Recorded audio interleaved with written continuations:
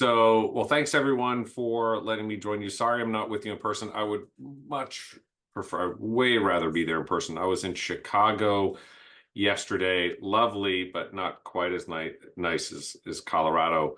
Um, I sort of have, the one thing to familial harmony is no travel on kids' birthdays, anniversaries. So today's my daughter's 17th birthday, and I just, it's one of those like non-negotiable. So hopefully next year, I already communicated with Kim. I said, look, any chance, like as soon as you know what next year looks like, because I'd really love to get out there. I much prefer to present in person because I think that there is something in a group dynamic, and I'm jealous, frankly, that y'all get to see Asbel and Matt in person as well. So thanks for allowing me to visit you remotely. And again, like I said, I know the problem with webinars is they're a little bit like blow by oxygen. There's something that you do lose in that exchange here. But my name is Scott Moore, longtime EMS person. I just started my 17th or 18th refresher. I can't remember. I've been in EMT for 34 years. Have not done a call in about 4 years. I stopped during the pandemic. And some of that was because I just wasn't I didn't feel like my skills were where they needed to be because I wasn't getting enough calls, frankly. I was on, so for a long time worked in the Metro Boston area, in cities that did, 30 calls a shift, or ambulances that did 20, 30 calls a shift, but then moved out to my little hometown in Topsfield, 6,000 people, where I was on the fire department for 18 years. And frankly, I was lucky if I was getting 1 or 2 calls a week. And I just, if I were about to go under for heart surgery and the surgeon walked in and I'm like, so you do a lot of these? I'm like, well, like one a week. I'd be like, I don't know. I'd really rather have someone who's done like one every hour or every 2 hours or something like that. But so we're talking a little bit about sort of costs of turnover and, why really long-term strategy is way better to try and retain someone. And one of the things that's always hard to do as an HR consultant, and so my background, as I said, EMT, 21 years as an employment lawyer. I'm admitted to practice Massachusetts, Illinois, Texas, federal court, but also certified as an HR person. And one of the things that's really hard to do as an HR consultant is to say like, hey, you need to invest into retention strategies. And people are always like, well, that's expensive. And I say, yes, it's always hard to convince people to spend the money that they didn't lose doing something else, or the money that they saved doing something else. And so, and we run into this too in RevCycle, right? Is that, hey, compliance, let's spend some of the money that you're not gonna lose in penalties or in in having money that you have to send back to Medicare. So this is one of those times where folks say, geez, it's great, it's great that you have these ideas and I think they're wonderful, but one, we're a small department. It's kind of hard for us to do this. And so what I just wanted to do and try to make this in a scalable mechanism, that this isn't per se a private EMS or a public EMS presentation. This is just hey, this is what it really costs you every time you struggle with turn. And now I know some of you may have volunteer folks. The only thing more expensive than losing a paid employee is losing a volunteer. Right? Which I know sounds crazy, but it is near impossible to find people who are willing to do the kind of work we do. Once you lose a volunteer, really, that is just an enormous loss for your community, your organization. So as I always say, before you, never rely on someone who tells you not to rely on what they're about to tell you as legal advice. So legal advice. We're doing information and educational stuff only today. So if you need legal advice, and you certainly call me, while I'm not licensed in Colorado, although not against it, but not licensed in Colorado, I can certainly help you find someone. One, I often say to people like, I'm a great resource for, do we need a lawyer? And the answer may be yes, maybe no. And so always call me first. If you sit through any presentation I've ever done, you do know that what I say to you is please call, text, write, email, and I will call you back, and I will, if I don't have the answer for you, I will find you an answer. And the only thing I ask is that, at the end where my phone number's up there, my email's up there, or there is a QR code, just please tell me who you are in your text, because I'll spend an inordinate amount of time trying to pretend that I know who you are and trying to go like, hey, you, how are you? So just please say, hey, it's Kim from Colorado. just have a quick question for you, and that'll really help out tremendously. So I just want to talk a little bit about what we're going to cover during this session. We're going to talk a little bit about EMS turnover data, because obviously we're talking about retention and turnover. So that's really, really important. We're going to talk about the direct costs, the indirect costs, and then some other considerations and suggestions and questions. So I prefer a dialogue, not a monologue, right? Again, one of the reasons why I find EMS continuing education somewhat painful sometimes, especially, I've done it through Prodigy, which I love Prodigy. They provide a great product. However, it's really in engagement and so forth that's really, really, in my opinion, very, that's where the learning occurs. That's sort of where the money occurs. In fact, what I'm really trying to do and figure out, and I started to draft this text to Kim earlier today, is I'd love to do some kind of workshop where we're working through a plan rather than just presenting material. In other words, in some way, shape, or form in which we can work through some issue, problem, and as a group. And to me, that tends to be a far better learning environment. Like, for example, I do what's called the Supervisor Sim Lab. We're on investigations. And that is where we work through a fact pattern over the course of a full day's presentation. And we have you conduct an investigation and we talk through it. And it tends to be a lot of fun. And that, I think, is a real meaningful learning environment. So we know that nearly everybody's hiring, right? I mean, there's just no question that, in fact, we'll talk a little bit about this as we work through some of the turnover data. If you did not attend last Friday's AAA Newton 360 turnover survey, where we talked about the turnover study this year, you should go back and watch it. If you're a AAA member, the presentation is free. If you're not a AAA member, you probably should be, even though I know it can be pricey. What I will say is only through the collective action of groups do you really start to gain mass. And again, all the resources that are available through that association are really outstanding. So, but I'm happy to help you if you need to or want to look at that report. I'm happy to help you. I did fund the study. My software company did fund the study, so I'd be more than happy to help that with you. So we do know, and I don't. A lot of people say to me, like, God, we're talking a lot about the same stuff over and over again. Well, that's because we haven't fixed it yet. Just to be clear, right? These issues still exist. And just so many of you who sort of go like, well, we're still talking about this. And I'm like, I don't know, every ambulance conference I've ever been to, we talk about Medicare, right?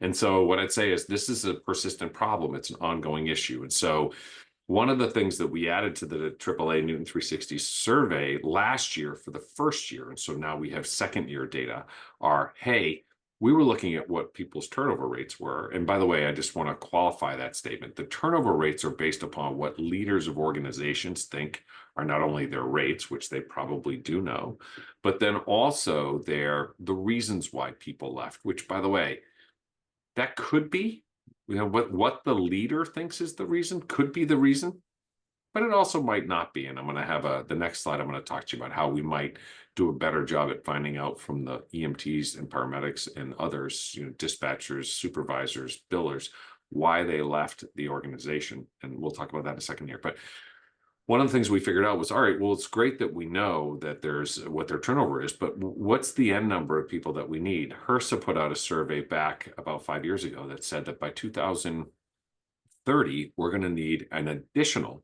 40,000 paramedics or EMTs. 2030, by the way, that is one car loan away from right now. Because 2030 seems like a long way away for me, but truthfully, it's 62 months from now. We are going to need 40,000 more EMTs and paramedics than we need right now.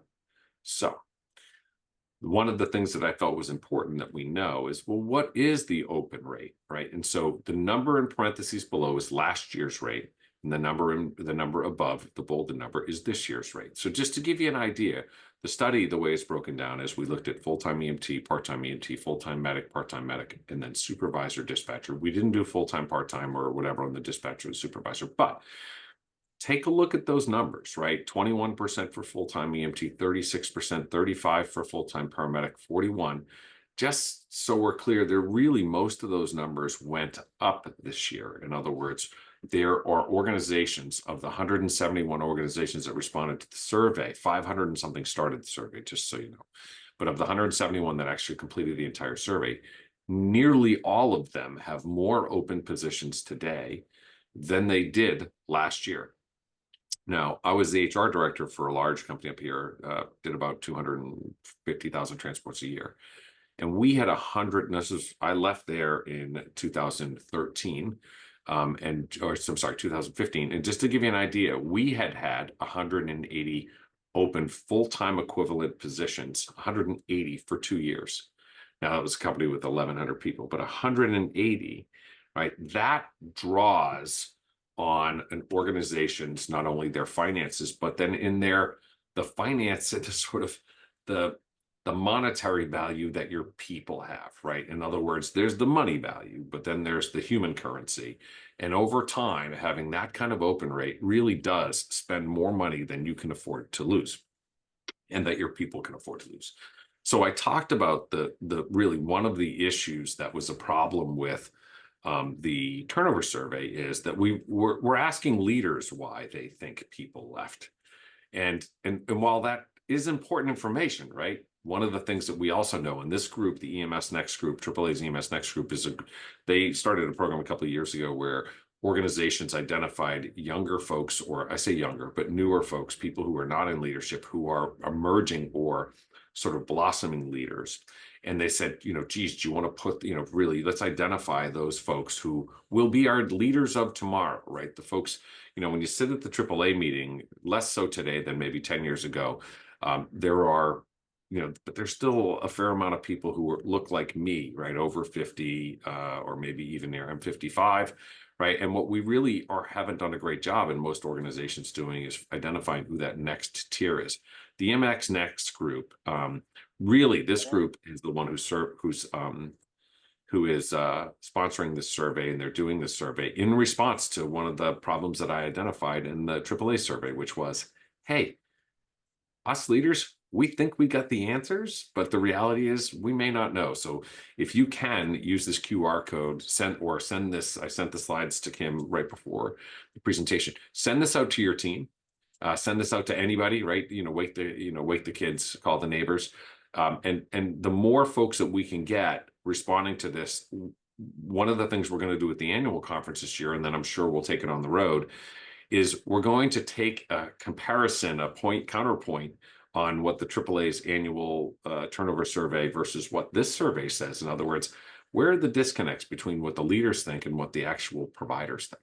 So if you can share that. But one of the things that I ask folks, and some people like to use key performance indicators. While I understand that key performance indicators are sort of the universal business language, in healthcare, we get a little uncomfortable with calling healthcare business, but just for the record, it is the biggest, I believe it's the largest gross domestic product that we have in this country is healthcare.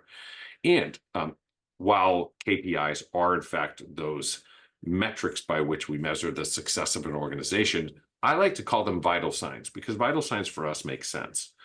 Turnover rate is a vital sign of the organization, just like your blood pressure is a vital sign. Blood pressure alone doesn't give me an entire story, but it does start to tell me the story, right? So when we look at things like your collections rate, like I say, if you're a billing person or a CEO or CFO, if I ask for your billing or your rev cycle vital signs, you better know them, right? No differently than as a medic jumping in the back of my BLS truck if I have a shooting. What they want is a report that's going to be given to them in about 30 seconds that will give them really a quick story about what's going on with this patient. The same thing, if you're a leader and you can't state your organizational vital signs, because it does go to the health of your organization. So, and by the way, for us healthcare people, it just offends us a little less, because we sort of go, okay, if I say to someone, what's your turnover rate? And they go, well, like 6%. First thing I think of is, if I were a medic jumping in the back of the truck and someone's like, what's the blood pressure, or what are the vital signs? Person like, 124/80. I'd be like, crap, don't buy it, right? Nothing gives a leader away quicker than that. Just like when I ask for rev cycle, what's your DSO, days sales outstanding? What's your percentage of what's your percentage of AR under 90? What's your collections rate, etc.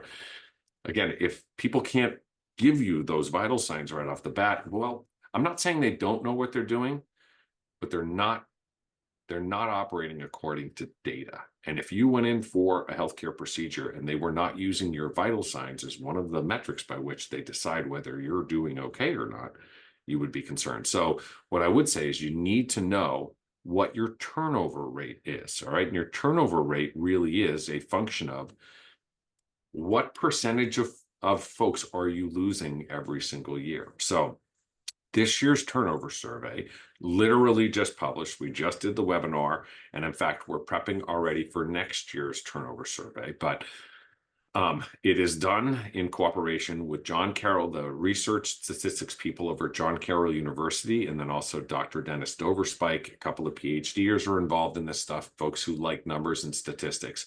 And they've been doing this survey. Dr. Doverspike's been tied to the survey now since 2018. We've done it 6 years. We did take off COVID year, but we've done it 6 years now. And while the survey, I think, is really wonderful and frankly gets cited by nearly every legislator that comments on EMS turnover or every media outlet that it is limited within its scope. And one of the things that we have to do to some degree are to ask some of the same questions. People are like, well, you should ask this, you should ask that. And I say, well, you got to have some consistency so that, right, vital signs are important. One set's important, 2 sets, 3 sets really start to tell you a story.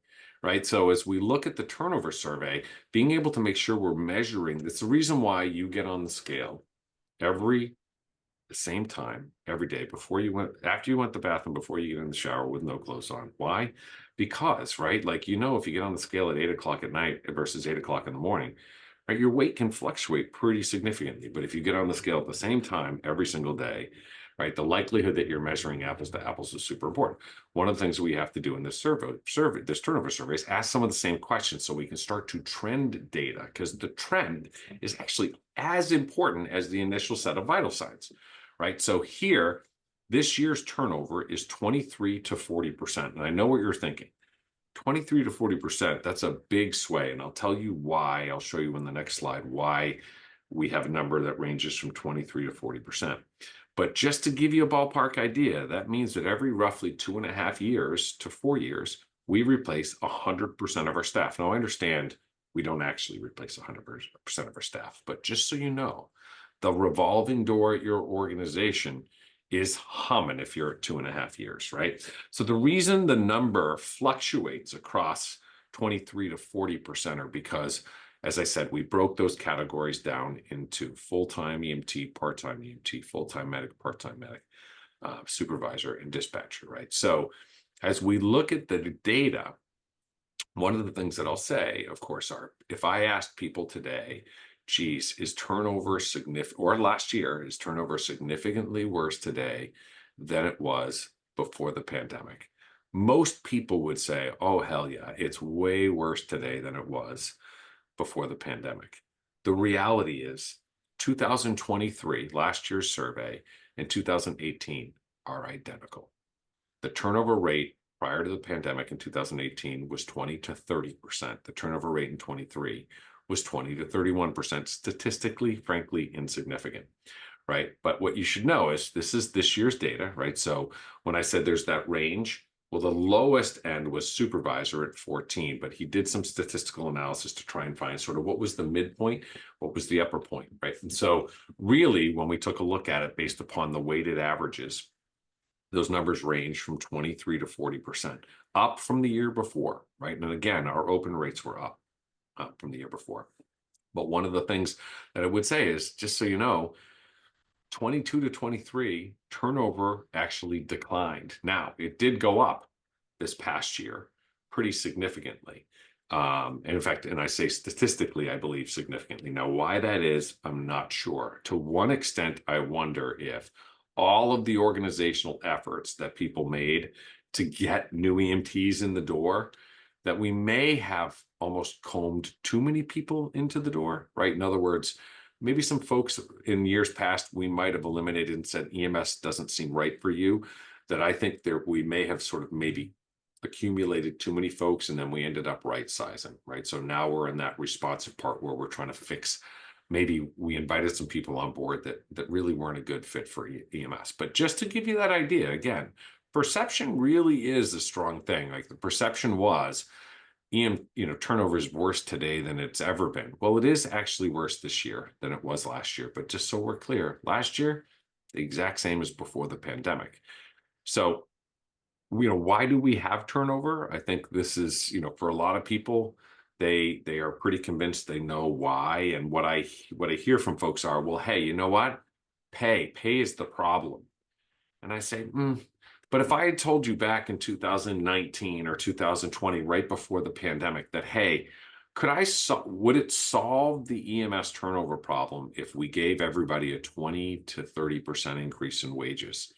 Most people, I think, would have said, oh, yeah, the 25 to 30%, that would solve the problem.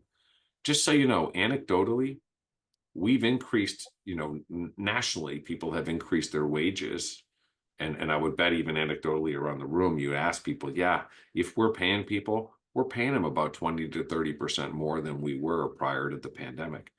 And we still sort of have the same persisting problem. So as we look at the survey data, I pulled the categories. So the number one reason for turnover of full-time EMTs, full-time dispatchers, and full-time supervisors was a career change. It was not wages. Now, wages was second. For full-time paramedics, it was pay or benefits. In other words, folks who left because they wanted to make more money. Now, I think that might be indicative of the multiple ways in which organizations outside of healthcare. So my wife works for Mass General Brigham, the largest healthcare system I think in New England. But and I remember during the pandemic, they called me up and they said, hey, rumor has it that paramedics would be really great and could be used, and they're being used in other parts of the country in emergency rooms and in primary, in like urgent care settings. We hear that maybe you're a good person to help us figure out how to do that. Is that something you can do? And I was like, nope.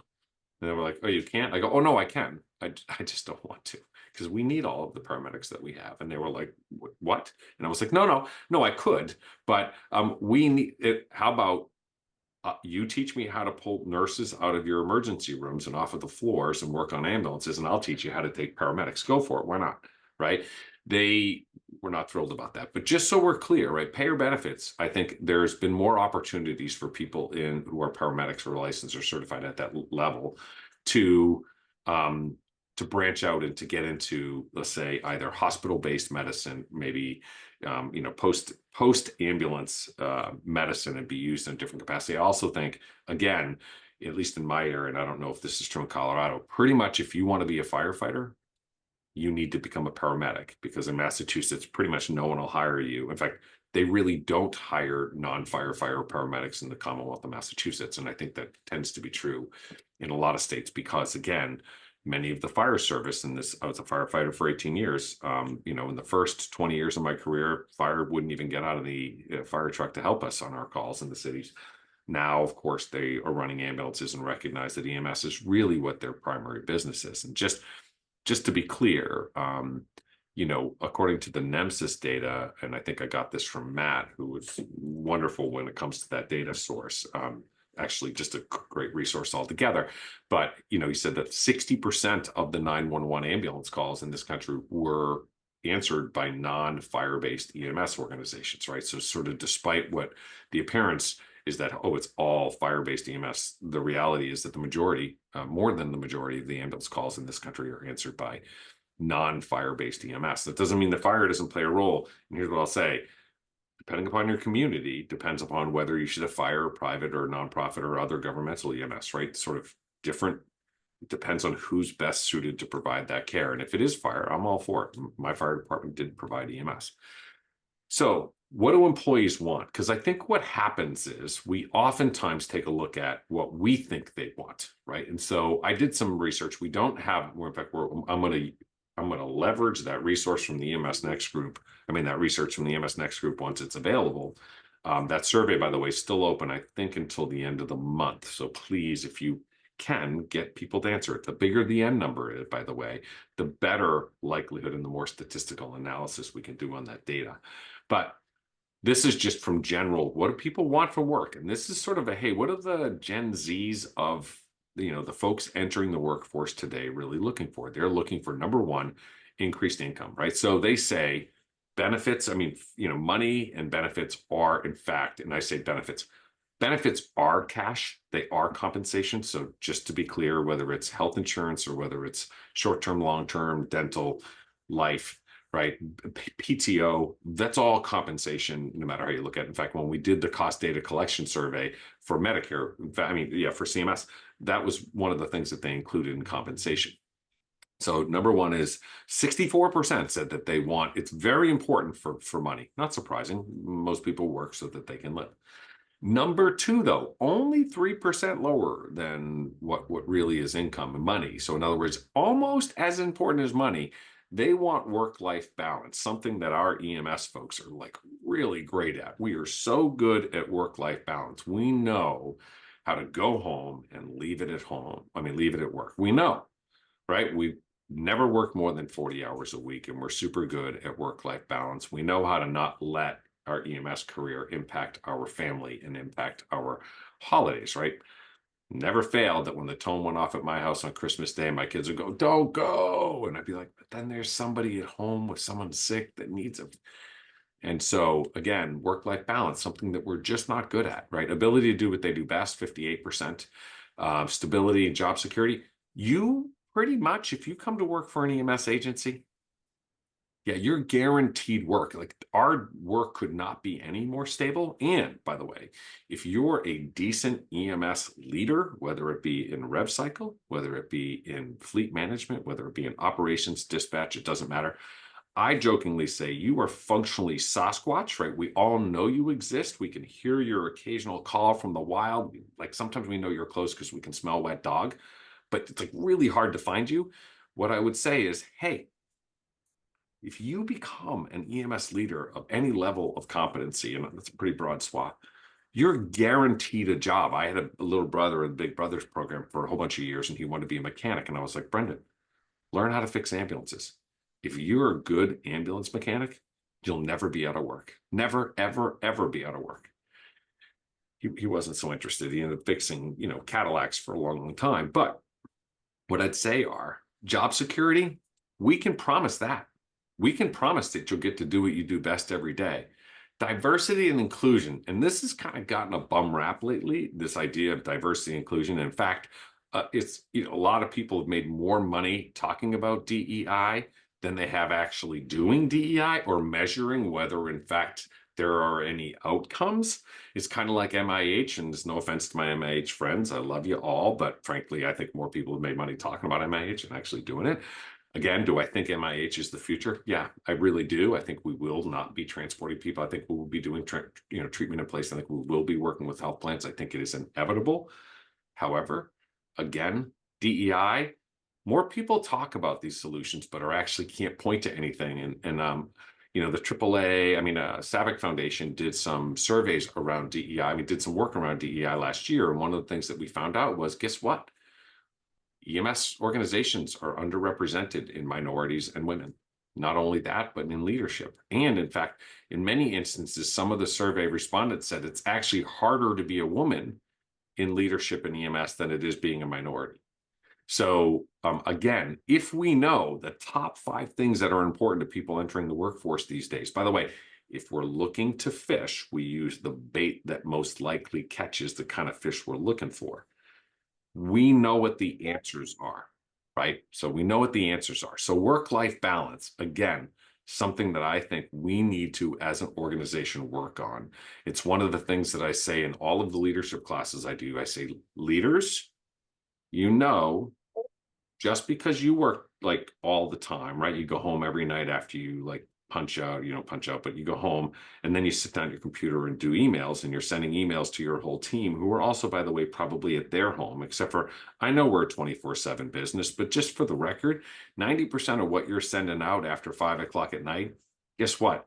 It isn't urgent. And in fact, you can schedule through Outlook or through Google emails to go out during business hours. Just so you know, the people who work on non-traditional hours, right, that work the evening shift or the overnight shift, they work the evening and overnight shift because they don't like you that much. They don't want to see you, right? In fact, they want to run silent, run deep. So don't bother them after hours. The other thing is if you have leaders, supervisor, managers, people who are not the top job, but they're somewhere in between working the field and working, being the top job, right? You need their family. This is a familial job, right? In other words, you need their family on board. You need them to the family to support what they're doing. And EMS is a pretty all-encompassing job. What I would say is having or bothering those folks who are going to feel obligated to respond because they want you to think they're on the team, don't do it, right? It's going to cost you turnover. Promise you, promise you. So the 2024 study looking at 2023 data, right? And next year's one, which we're, like I said, I think we'll launch shortly after the first of the year, we'll look at 24. So overall turnover was 23 to 40%. Attrition in the first year, right? So just to give you an idea, that means what number of people that we brought in turned over within that first year. So just so we're clear, when you're in orientation and someone looks to the right and to the left and you go, one of you isn't going to be here, that's true, right? And just to give you a ballpark idea, this year, we've done this for many, many years. We've asked, what is the cost of basically recruiting and hiring someone, onboarding them? This is not the cost of turnover.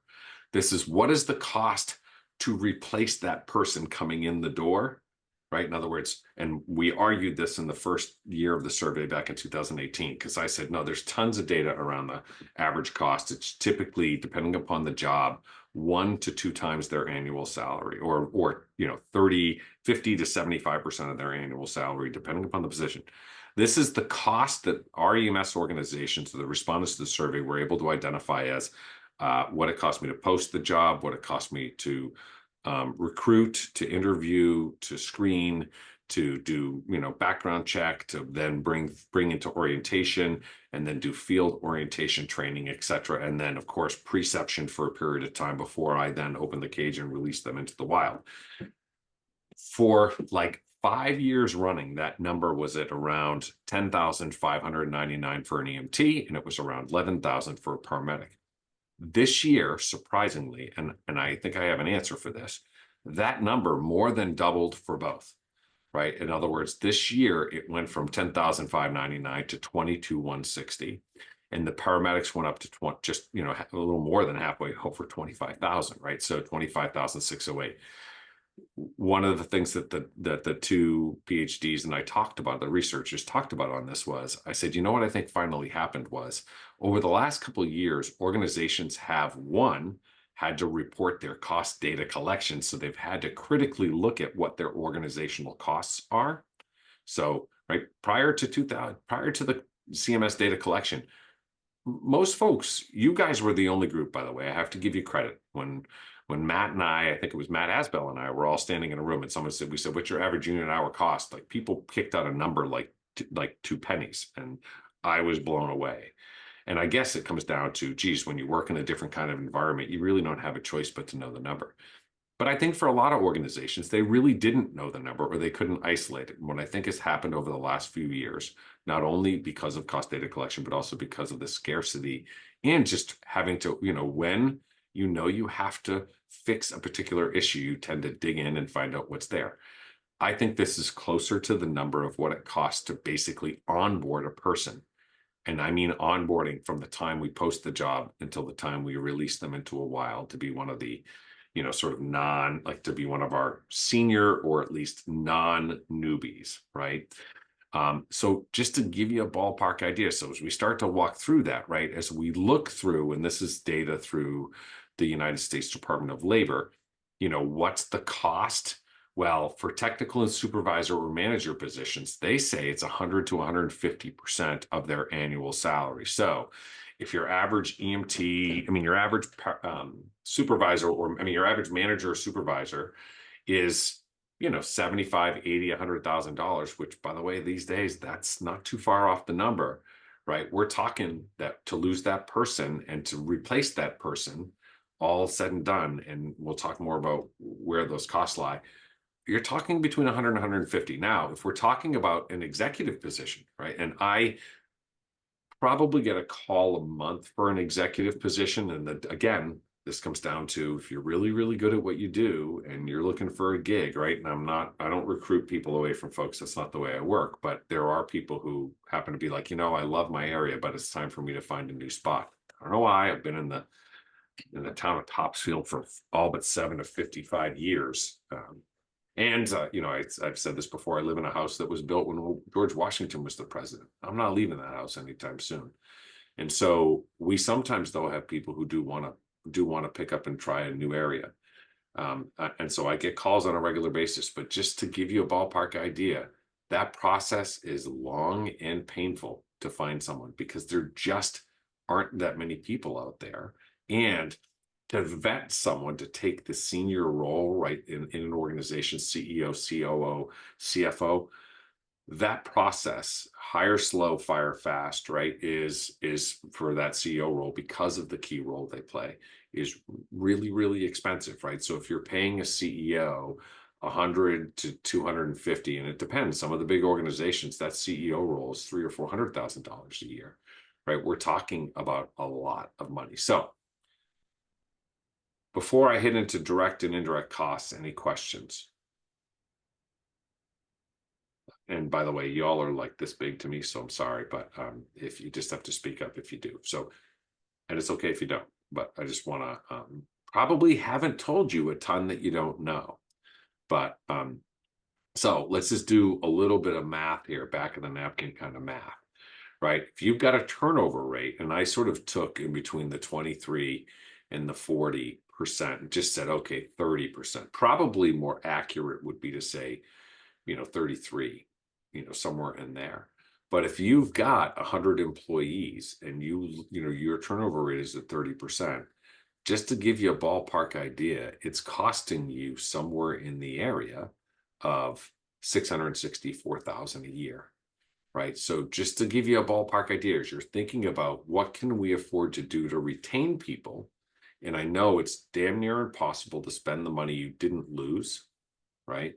What I will say is this can, at least if you have to go to your board or you have to go to your CEO or your CFO to try and justify some of the things that you might do, like, hey, maybe we do need to work a little bit more on getting people, maybe it's some additional paid time off, or we need to do, a better job at, providing competitive pay and benefits at our organization, whatever that might be, right? These are some back of the napkin kind of numbers that allow you to then put a connection to, all right, well, what are we willing to not spend, right?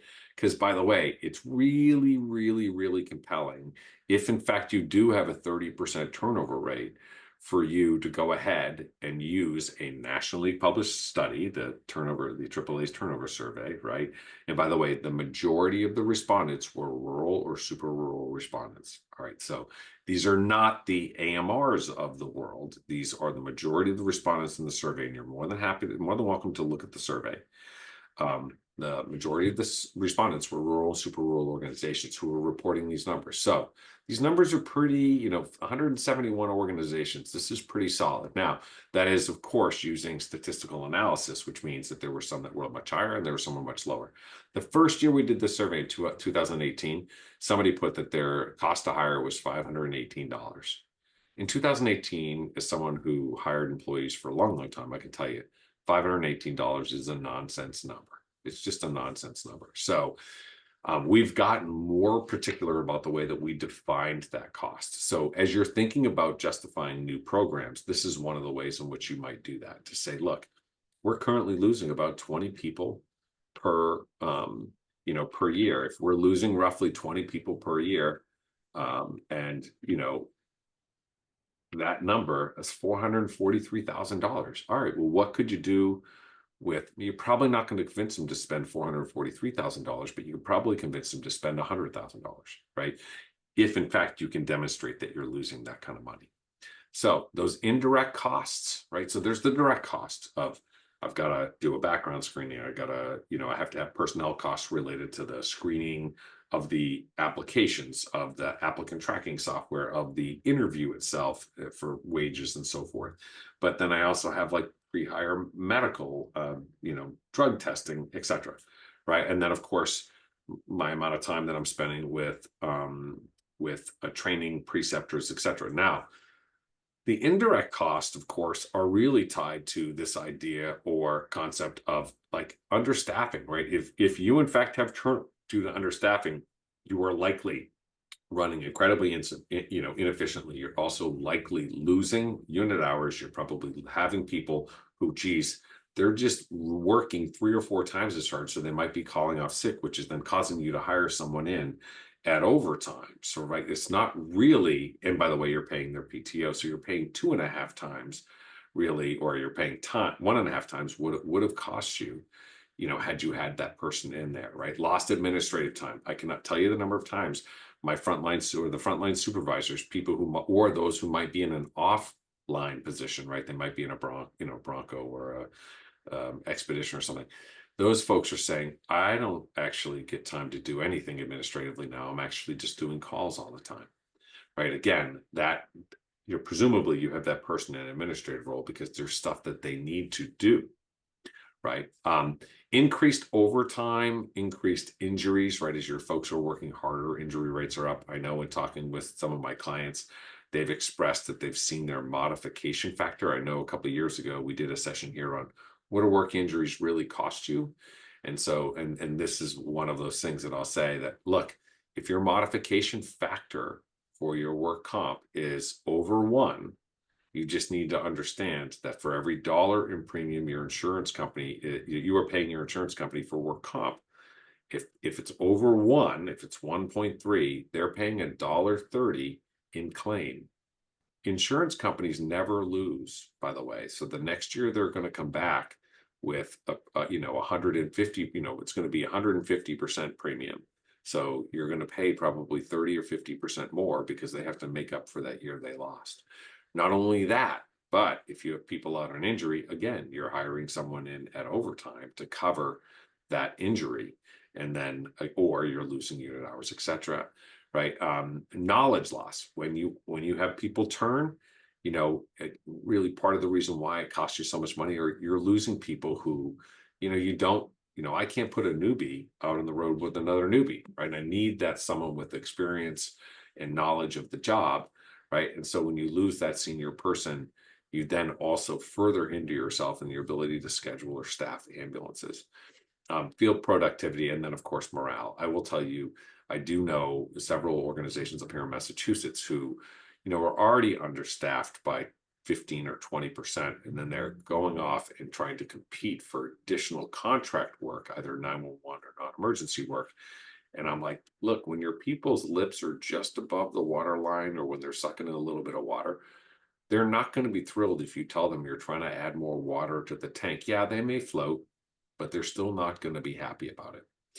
One thing I want to just quickly talk about before we move to the next piece is I just put out a client advisory for, this past week about stay or pay agreements. The National Labor Relations Board General Counsel, Abruzzo, I think that's Abruzzo or Abruzzi, but I think it's Abruzzo, released an updated essentially enforcement guidance, which said, now I know many of you may not be unionized, and that's okay. Just so you know, the National Labor Relations Act applies to both union and non-union organizations.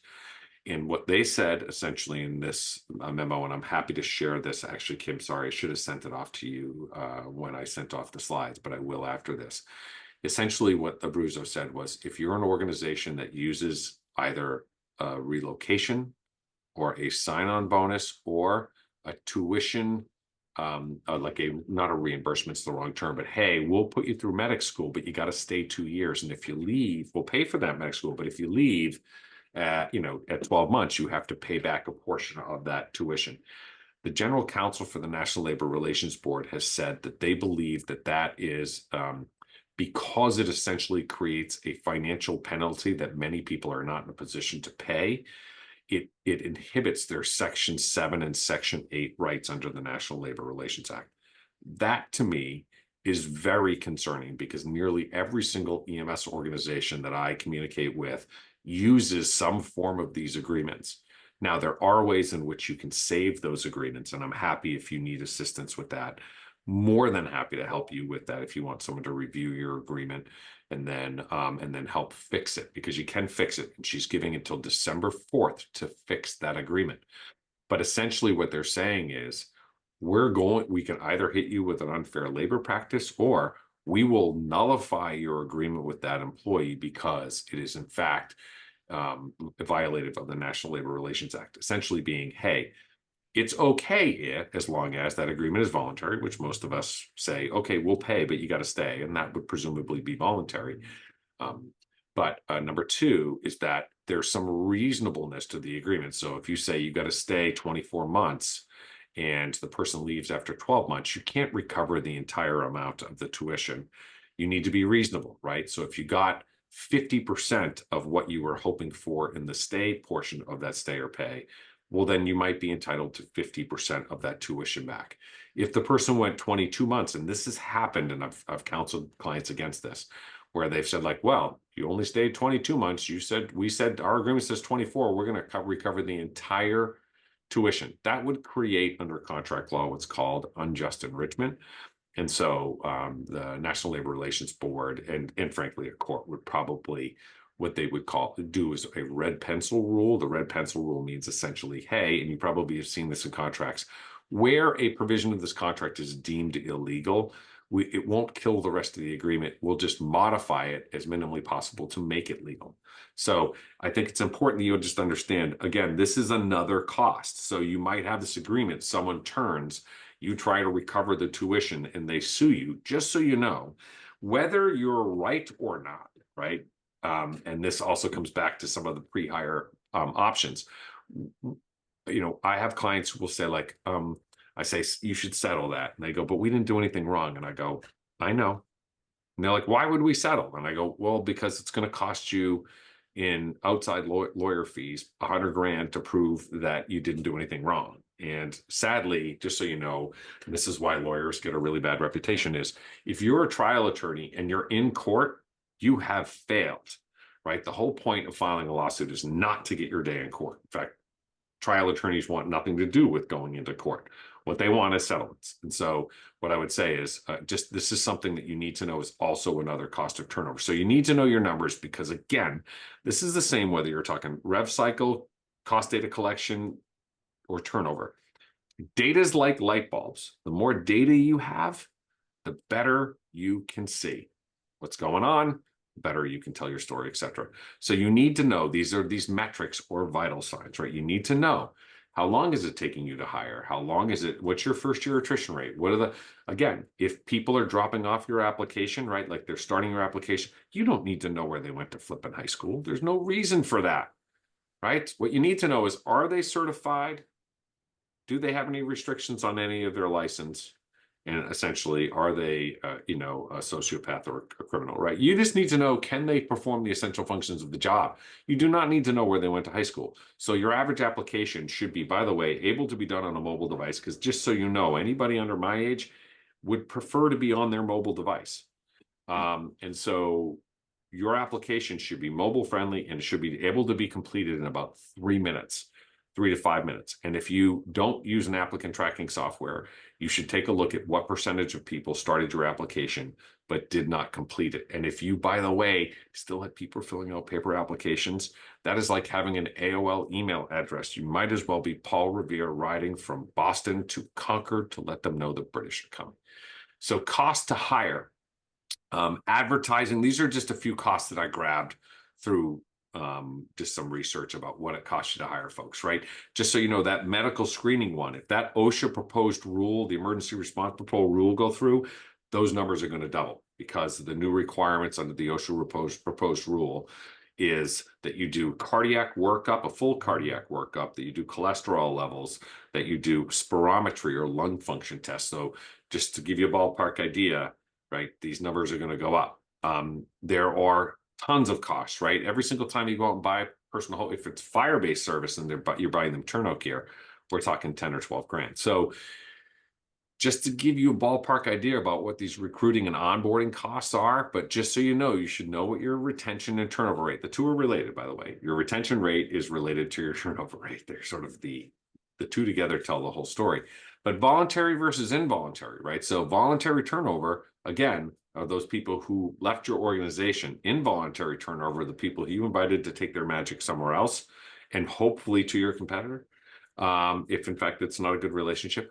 But you need to know your average tenure, right? Because again, there is a correlation between the number of years someone's been doing the job and what it costs to keep them employed. I hate to say it, someone my age is more expensive. Now you can't, by the way, get rid of someone my age, right? It's the reason why there's a ADEA over 40 years old, you're protected. But you should know what that cost of employment is so that you can then budget and plan for it, right? Retention rates, of course, employee satisfaction. You need to know your rate by position, both voluntary and involuntary, by position, by location, by shift and manager. Again, if you're losing, like if Scott as your area supervisor, or you're like, and you're losing a whole bunch of people in Scott's division, guess what?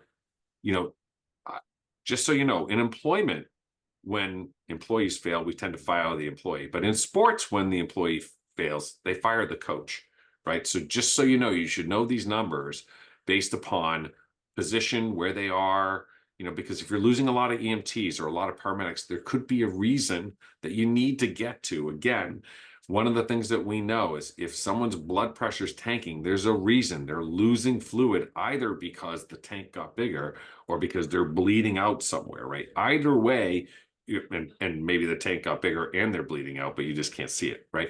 You need to know the numbers so that you can know where you need to start to look, right? And just so you know, there's a great article that's linked in here. Anywhere you see an underline, there's a link that said, like, functionally, when they really took a look at turnover for most organizations, 75% of those employees could have been retained. First year attrition, there's a whole bunch of reasons for that. Some of it is that this place is nuts. It's not what I signed on for, but I will tell you, orientation. If people walk into your place, right, you should know they're coming. Back in 1990, when I started, they were like, who are you? What are you doing here? Like FNG, right? Again, that's not going to fly today, right? When my daughter applied to college and we pulled up to one of the colleges, there was a parking space designated for her, say, welcome, Emily Moore from Topsail, Massachusetts. There was a part of her that was like, I kind of love this place. Now, she ended up picking there. She picked another place that, by the way, also didn't say Emily Moore, but it said, for our newest, for our what they say, potential JMU student, right? Like that was like, hey, we want you here, right? So first impressions really matter. If you don't start on time, you don't end on time. If you don't provide, if in fact parking's a real pain in the butt at your location, right? Tell them where to park. The last thing somebody needs is stress.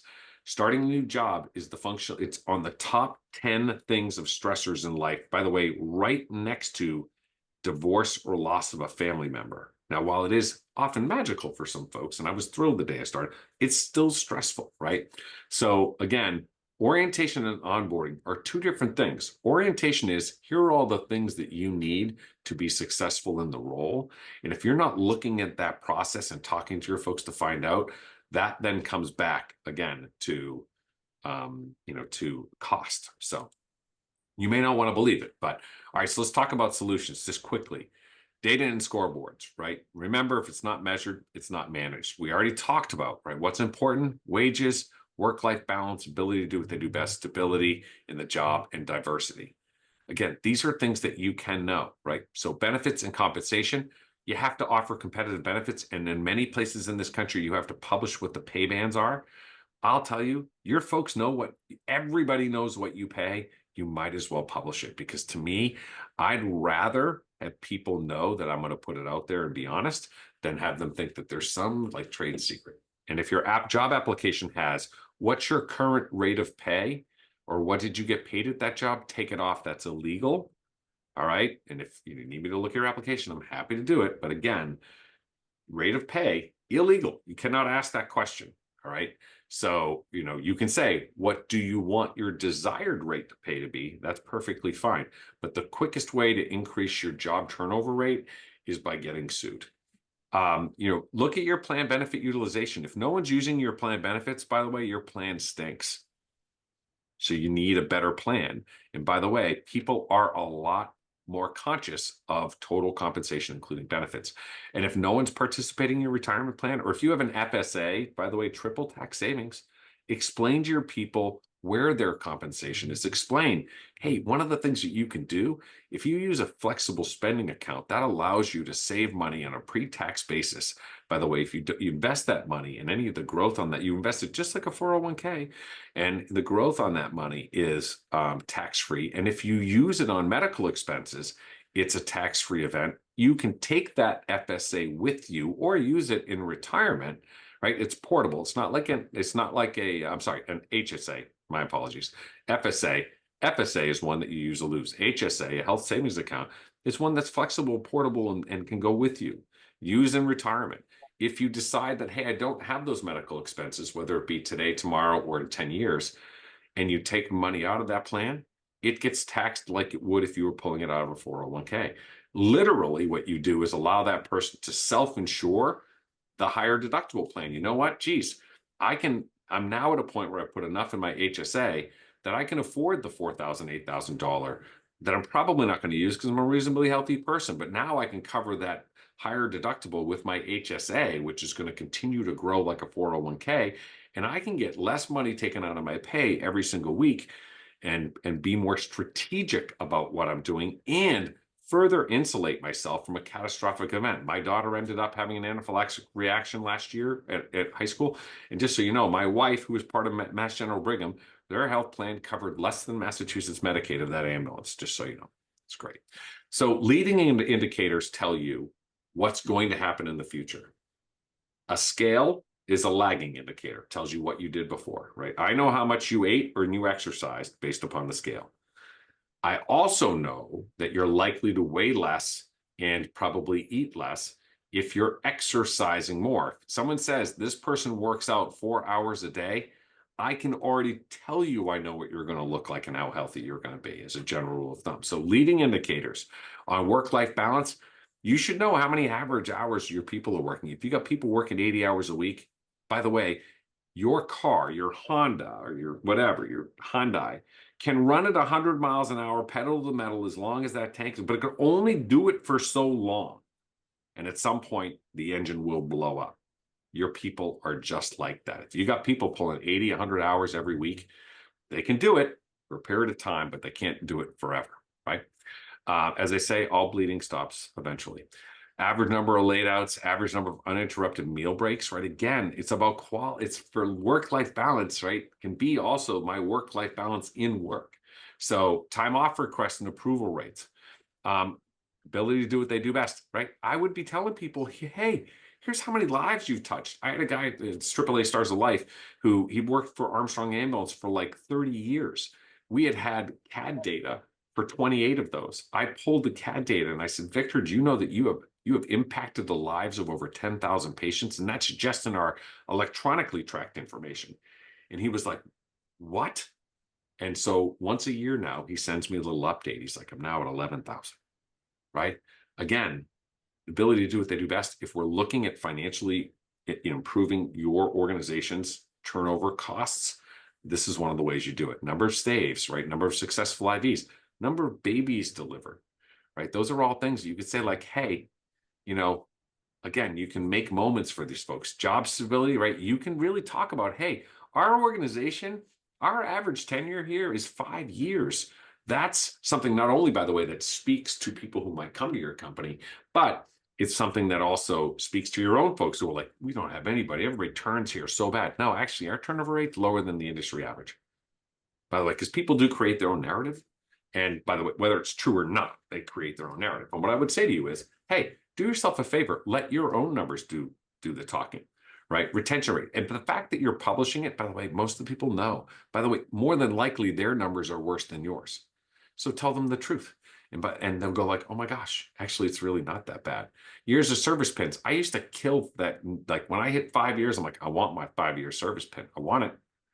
Right? Why? Because it was my little badge of courage, right? Number of people, hey, just so you know, we helped put 6 people through our paramedic program with our new National Labor Relations Act compliant agreement.